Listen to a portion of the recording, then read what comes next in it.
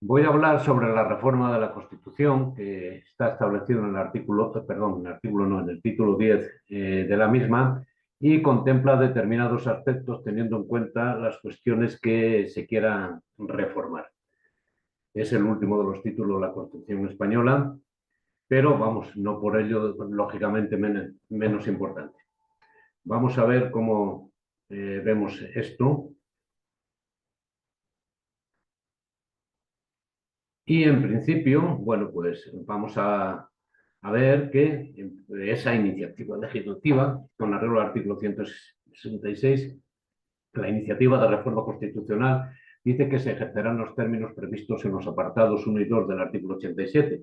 Eso se refiere en concreto a la iniciativa legislativa y el 87.1 nos habla que esa iniciativa corresponde al gobierno, hablaríamos de proyectos de ley, corresponde al Congreso y al Senado, lógicamente, de acuerdo con la Constitución y los reglamentos propios de las Cámaras. Y también cabe esa posibilidad de que las asambleas legislativas de las comunidades autónomas, las cortes autonómicas, puedan solicitar del Gobierno la adopción de un proyecto de ley, o bien remitir a la mesa del Congreso una proposición de ley, delegando ante dicha Cámara un máximo de 3 miembros de la Asamblea que se encargarán de su defensa.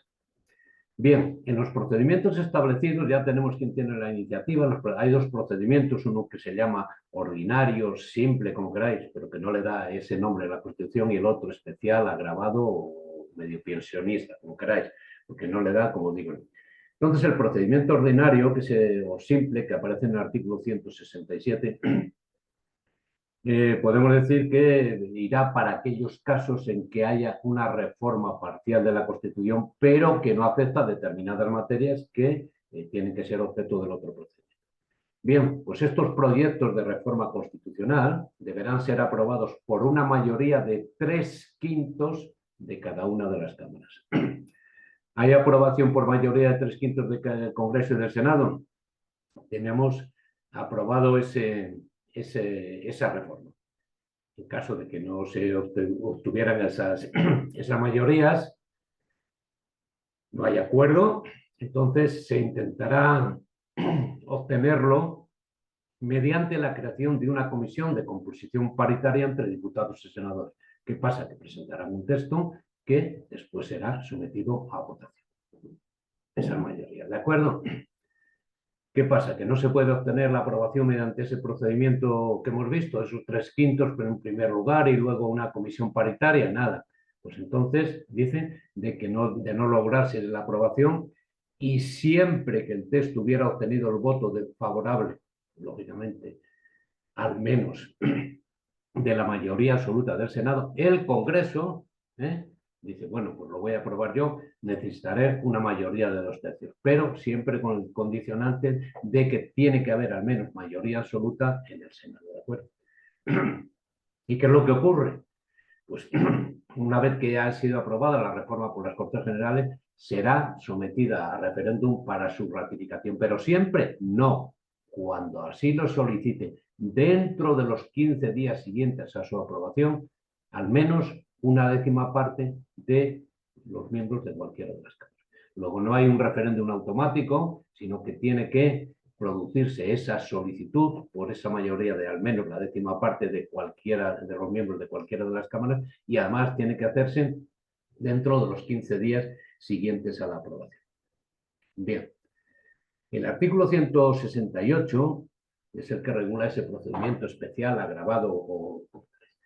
Aquí antes era para una reforma parcial que no afectase a determinadas materias. Aquí es cuando se proponga la revisión total de la Constitución, o una parcial que afecte al título preliminar, artículos 1 al 9, al capítulo segundo, sección primera del título primero, los que van de los artículos del 15 al 29, o al título segundo, relativo a la corona.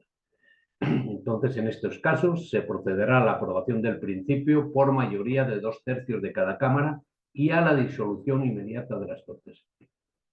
Dice a la aprobación del principio. ¿Qué es eso? Pues más o menos quiere decir que sin entrar en detalle de artículo por artículo, van a aprobar, sí, vamos a aprobar esta reforma de la Constitución, sin tener en cuenta, bueno, sin tener en cuenta, sin ir artículo por artículo de lo que se quiera modificar. Bueno, pues una vez que se ha producido esa aprobación del principio, mayoría de 2 tercios, se produce a la disolución inmediata de las cámaras, ¿de acuerdo? Lógicamente, habrá unas elecciones y las cámaras que hayan resultado elegidas, los nuevos diputados y nuevos senadores, deberán ratificar la decisión y proceder a, primero, ratificar esa decisión que habían hecho, de esa mayoría que habían aprobado anteriormente antes de la disolución. Y después deben proceder al estudio del nuevo texto constitucional que deberá ser aprobado por mayoría de 2 tercios. ¿De acuerdo? 2 tercios de cada una de las cámaras. ¿Y qué ocurre en estos casos? Que aquí, si aprobada la reforma por las Cortes Generales, será sometido a referéndum para su ratificación. Aquí ya de modo automático tiene que haber un referéndum. Vamos a la ley orgánica del referéndum para ver en qué condiciones. Bueno, y visto todo esto, ¿cuándo no puede iniciarse una reforma de la Constitución de cualquiera de ellos? Pues no podrá iniciarse cuando en tiempo de guerra o de vigencia de alguno de los estados previstos en el artículo 116, que son el estado de alarma, el estado de excepción y el estado de sitio. Bueno, eso es lo que nos dice, la letra como tal. Aquí he hecho un pequeño esquema referente a la reforma constitucional. Veis que tiene la iniciativa legislativa, Congreso, Senado, Gobierno, Asamblea Legislativa de las Comunidades Autónomas, y ese procedimiento simple u ordinario del artículo 167 no puede versar sobre estas materias: sobre la revisión total, sobre el título preliminar o sobre la sección primera del capítulo segundo del título 1, que ya es complicar las cosas, los artículos 15 al 29 o al título 6. ¿Hay casos en que no se podrá iniciarse la reforma? Igual que en el otro, tiempo de guerra o vigencia de los estados de alarma, excepciones. Bien, pues en este caso hay una aprobación por 3/5 del Congreso y 3/5 del Senado del texto de la reforma. Bien, si se alcanzan esas mayorías, aprobación de la reforma 3/5, claro, vamos al final, está aprobado, ¿de acuerdo? Que no se consigue esa mayoría, pues se constituye una comisión paritaria, igual número de diputados y de senadores, que elaborarán un nuevo texto. ¿Y qué habrá? Pues una votación del nuevo texto, y si se alcanzan las mayorías de 3/5 del Congreso y el Senado, pues aprobado. Si no se alcanzan, valdrá con 2 tercios del Congreso y mayoría absoluta del Senado, ¿de acuerdo? Entonces, en esos casos, tendríamos ya aprobada la reforma por las Cortes Generales. En caso de ese, ¿qué ocurriría? ¿Referéndum? No, no necesariamente, vamos. Sí tendría que celebrar, si lo solicitan en el plazo de 15 días desde su aprobación, al menos una décima parte de los miembros del Congreso o una décima parte de los miembros del Senado. En el caso que vemos aquí, que no se alcanzasen esas mayorías que vimos, pues se estaría rechazada la reforma. Creo que tenéis así a simple vista una forma bastante clara de los trámites que hay que seguir. ¿Hay una aprobación en un principio de 3/5? Aprobada. ¿Que no? Constitución de la comisión mixta. Preparan un texto y se vota. Si se alcanza la mayoría, sin problemas, pues lo tenemos aprobado. ¿Que no? Lo podrá aprobar el Congreso por mayoría de 2 tercios, siempre que el Senado hubiera aprobado al menos por mayoría absoluta. Y una vez que han sido aprobadas las reformas, pues referéndum si se dan esas circunstancias. Bien, ¿y qué es lo que ocurre después? Pues tras la ratificación en referéndum, si es que se lleva a cabo, quedaría en la sanción, la promulgación y publicación, que es ya una cuestión relativa al rey con arreglo a lo dispuesto en el artículo 91.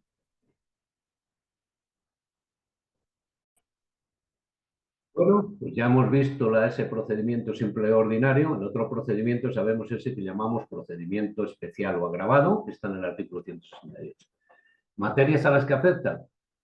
cuando se trate de la revisión total, cuando se trate del título preliminar, o los artículos 15 a 29, los artículos de primera división de la sección primera del capítulo primero, del capítulo segundo del título primero, o se refiera a la corona.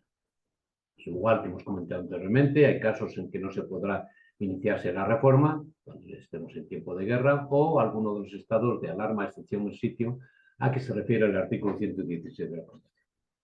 Bien, esa aprobación del principio por 2/3 del Congreso y otro tanto del Senado, del texto de la reforma, del proyecto de la proposición, ya dice aquí que cuando se propusiera la revisión total de la Constitución, una parcial tal, se procederá a la aprobación del principio. Bueno, esa enigmática fórmula de aprobación del principio ha sido interpretada por el reglamento del Congreso y el Congreso de los Diputados y por el reglamento del Senado en el sentido de tratarse de una aprobación de conjunto, sin, como os he comentado antes, sin entrar a discutir y votar artículo por artículo. Eso significa a la aprobación del principio. Creo que se podría expresar de otra forma, pero la literalidad es esa, ¿de acuerdo? Bueno, entonces una vez que se haya aprobado la aprobación se haya aprobado ese del principio que dice el artículo 168, ¿qué es lo que ocurre? Disolución de ambas cámaras y convocatoria de nuevas elecciones. ¿De acuerdo? Bien, las nuevas cámaras que se constituyan tendrán que aprobar, ratificar la decisión que adoptaron las cámaras que fueron disueltas, aprobatoria de ese principio de reforma. Pues nada, después viene el estudio y votación del texto por las nuevas cámaras, primero Congreso y luego el Senado, necesitándose para su aprobación 2/3 en cada una de ellas, ¿de acuerdo? Referéndum, en todo caso, para su ratificación es preceptivo y es vinculante, y tras la ratificación en referéndum, ya sabemos, sanción, promulgación y publicación por el rey. Vemos aquí entonces lo que hemos comentado, aprobación de ese principio, eso no entrar artículo por artículo, sino que se va a reformar. ¿Qué ocurre después? Pues nada, disolución de las cámaras y convocatoria de nuevas elecciones. Surgen nuevas cámaras y tienen que ratificar eso que las anteriores dio lugar a la disolución, esa aprobación de ese principio, y luego ya posteriormente el estudio del texto y la votación estudio del texto y de la votación del texto por esas nuevas cámaras, ¿de acuerdo? Necesitándose, veis aquí, los 2/3 de cada una de ellas. Que es, lógicamente, si no se consiguen esas mayorías, pues no se podría seguir hacia adelante. Se han conseguido esas mayorías, pues referéndum, en todo caso, para su aprobación, referéndum que es preceptivo y además que es vinculante. ¿De acuerdo? Bueno, pues entonces esto es a grandes rasgos y además con esos esquemas que creo que son bastante significativos y que pueden aclarar dudas, y sobre todo eso del principio, porque lo podían haber expresado de una forma un poco más inteligible para los ciudadanos de a pie, para los que no nos movemos en esos campos tan sofisticados de los padres constitucionales. Muy bien, pues nada, visto lo visto, esperaré para hacer otro cuando pueda. Espero que os sirva. Salud.